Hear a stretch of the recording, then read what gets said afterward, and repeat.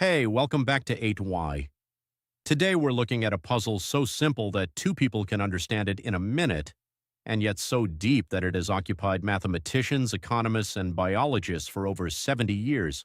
It's called the prisoner's dilemma, and it reveals something genuinely uncomfortable, that two people, both acting perfectly logically, can end up in the worst possible outcome for both of them.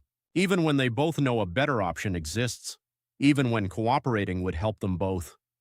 Logic itself pushes them apart.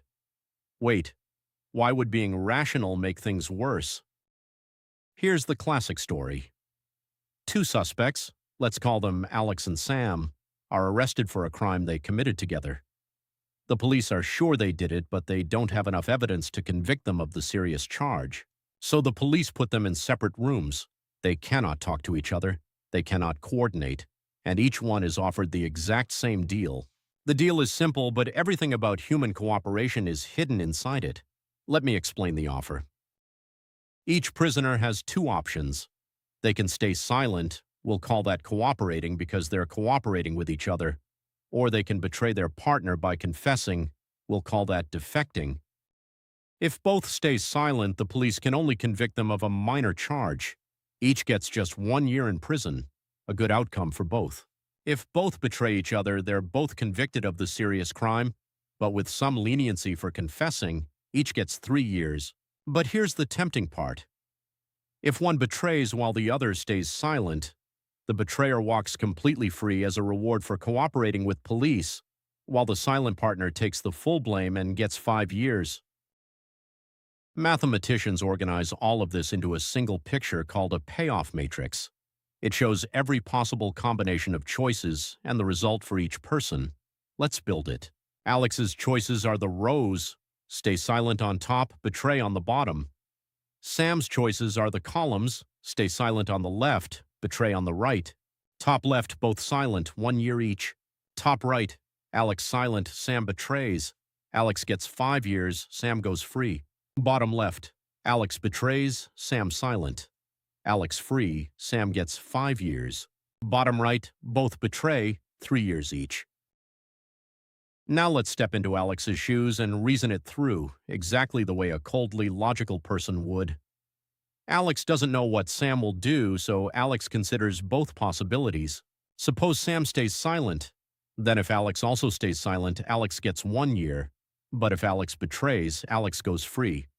0 is better than 1 year, so betraying wins. Now suppose Sam betrays. Then if Alex stays silent, Alex gets 5 years. But if Alex also betrays, Alex gets 3 years. 3 is better than 5. So again, betraying wins. Look at what just happened. No matter what Sam does, silent or betray, Alex is always better off betraying. Betraying is what game theorists call a dominant strategy. But here's the devastating part. Sam is just as logical as Alex. So Sam runs the exact same reasoning and reaches the exact same conclusion. No matter what Alex does, betraying is better for Sam.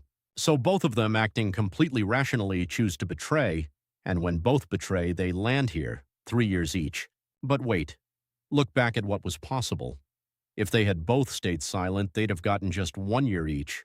1 year is far better than 3. Both players, by being individually smart, walked straight into an outcome that's worse for both of them.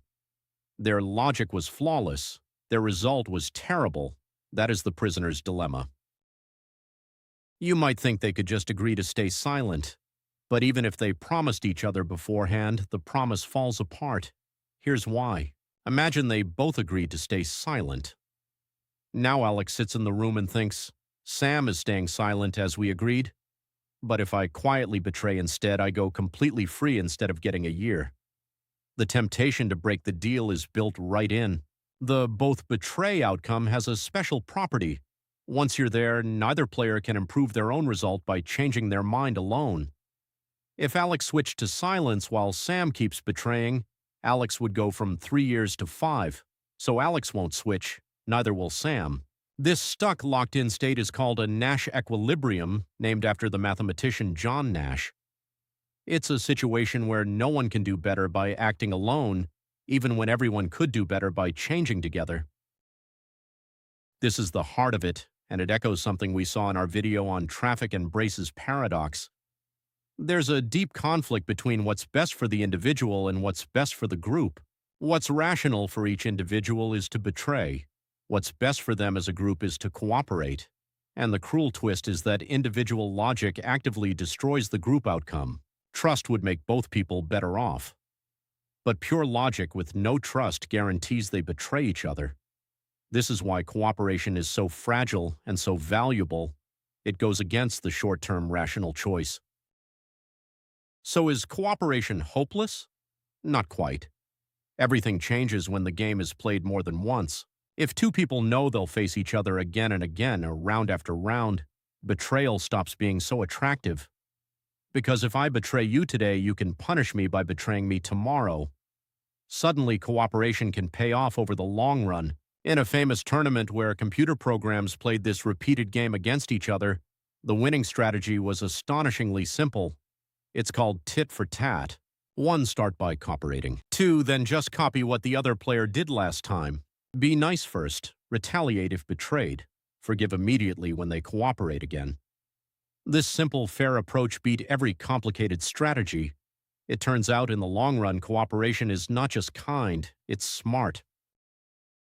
Once you understand the prisoner's dilemma, you start seeing it absolutely everywhere in real life. Arms races between nations. Both sides pour money into weapons. Both would be safer and richer if they disarmed together, but neither dares to be the one who stops. Climate change is a planet-sized prisoner's dilemma. Every country benefits when others cut emissions, but each is tempted to avoid the cost itself. Competing companies spend enormous sums on advertising that largely cancels out. They'd all save money by stopping, but no single company dares go first. And it's not just humans.